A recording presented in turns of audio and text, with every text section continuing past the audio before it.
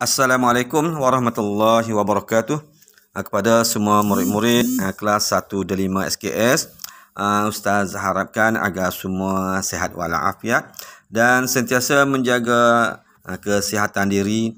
Dan hari ini Ustaz akan membawa lagi pembelajaran untuk pendidikan agama Islam. Murid-murid bolehlah buka buku di muka surat 96, buku teks agama Islam, muka surat 96. Untuk hari ini Ustaz akan bawakan pembelajaran mengenai wuduk, iaitu unit 3 bertajuk wuduk sempurna. Kita akan belajar perihal wuduk ataupun dalam bahasa Melayu air sembahyang, ambil air sembahyang. Sebelum kita masuk pada pelajaran pada hari ini, Ustaz nak bawa semua murid-murid kelas 1 dan 5 untuk membaca surah Ikhlas. Surah Ikhlas ini merupakan surah hafazan untuk murid-murid kelas 1 dan 5. Jadi bolehlah ikut Ustaz membaca surah Ikhlas. Bismillahirrahmanirrahim. Qul huwallahu ahad. Allahus samad. Lam yalid wa lam yulad wa lam yakul lahu kufuwan ahad. Sadaqallahul azim. Jadi itulah surah Ikhlas. Ustaz harapkan agar semua murid-murid kelas 1 dan 5 untuk membaca dan menghafaz surah Ikhlas, insya-Allah. Dan kita terus kepada pelajaran hari ini, wuduk sempurna di muka surat 96. Murid-murid boleh melihat buku teks ataupun melihat gambar di video yang Ustaz paparkan. Jadi sebelum kita melihat apakah maksud wuduk, kita lihat tujuan. Cuba murid-murid perhatikan tujuan berwuduk. Jadi kita buat wuduk ini, kita mengambil wuduk, kita mengangkat hadas sekecil ini, ada tujuan. Bukan saja-saja kita lakukan perkara itu. Ada tujuan. Jadi tujuannya terbahagi kepada dua, iaitu yang wajib dan tujuan yang sunat.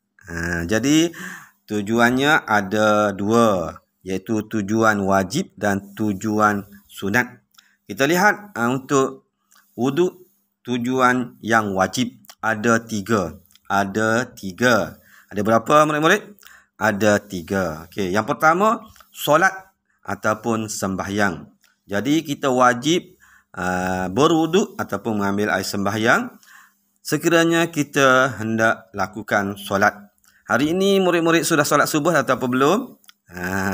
Jadi sebelum solat, setiap kali sebelum solat, kita hendaklah berwuduk, mesti mengambil air sembahyang.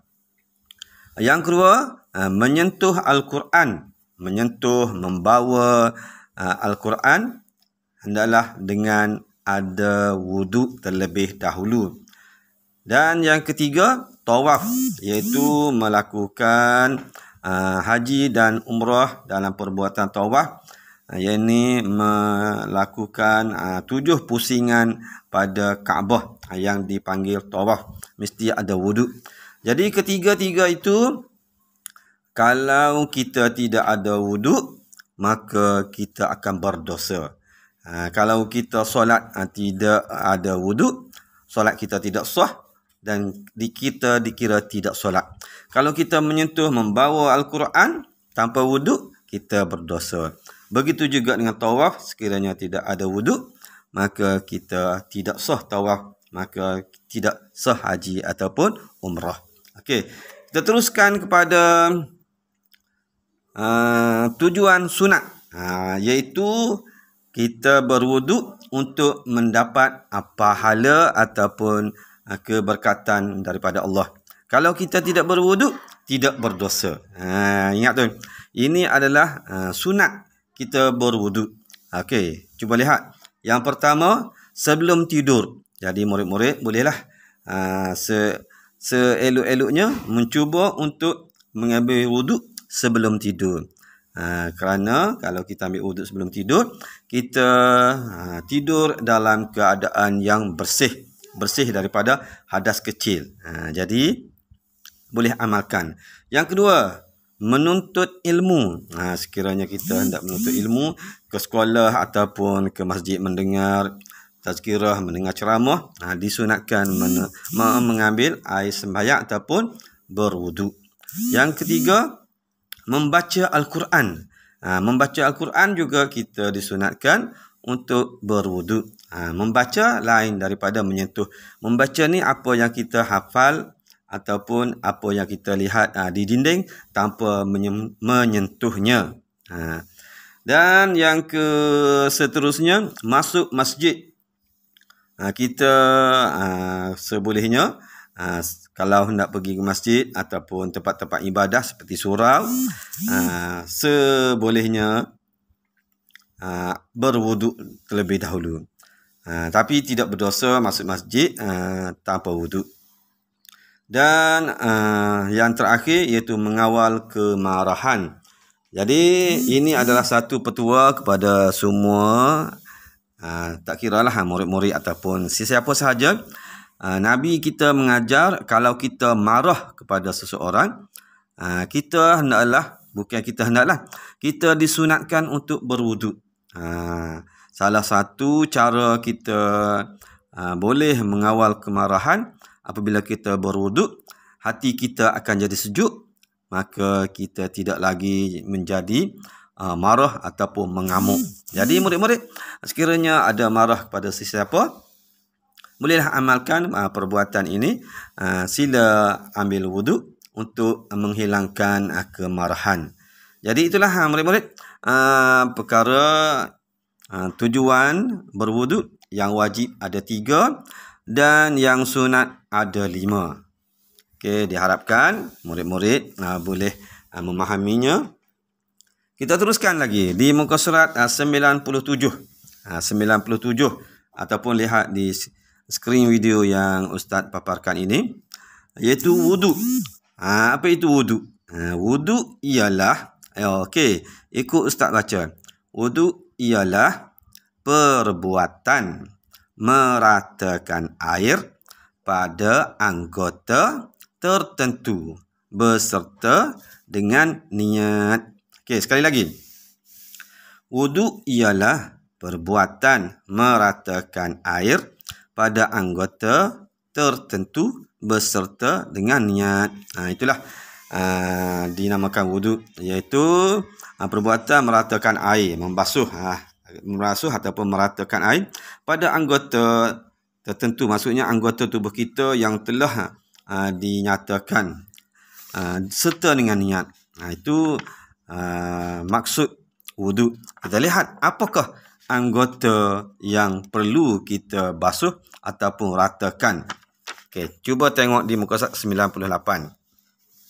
Muka surat 98. Okey, iaitu gambar-gambar yang menunjukkan perbuatan kita berwuduk. Ada 2 jenis, iaitu sejenis perbuatan ataupun anggota yang menjadi rukun ataupun wajib dibasuh ataupun diratakan. Dan satu lagi, sunat. Kalau kita tidak buat, tidak ratakan, wuduk kita tetap sah. Kalau yang rukun, kalau kita tidak laksanakan ataupun buat tetapi tidak sempurna, maka wuduk kita tidak sah. Ingat itu. Okey. Ustaz pergi satu demi satu dan Ustaz nyatakan sama ada rukun ataupun sunat. Okey. Yang pertama, bersugi ataupun menggosok gigi adalah sunat. Yang kedua, membaca Bismillahirrahmanirrahim juga sunat. Okey, yang ketiga, membasuh tangan hingga pergelangan sebanyak 3 kali juga adalah sunat. Yang keempat, berkumur-kumur 3 kali juga adalah sunat. Yang kelima, memasukkan air ke dalam hidung 3 kali adalah sunat juga. Okey. Yang keenam, niat. Niat iaitu, cuba ikut Ustaz baca. Nawaitu raf'al hadasi asghari lillahi ta'ala. Okey, lagi sekali. Nawaitu raf'al hadasi asghari lillahi ta'ala. Ataupun dalam bahasa Melayu, sahaja aku mengangkat hadas kecil kerana Allah Ta'ala. Okey, itu dalam bahasa Melayu. Ataupun dalam bahasa Kelantan, sahaja aku ambil air sembahyang kerana Allah Ta'ala. Boleh juga, tidak ada masalah. Yang ketujuh,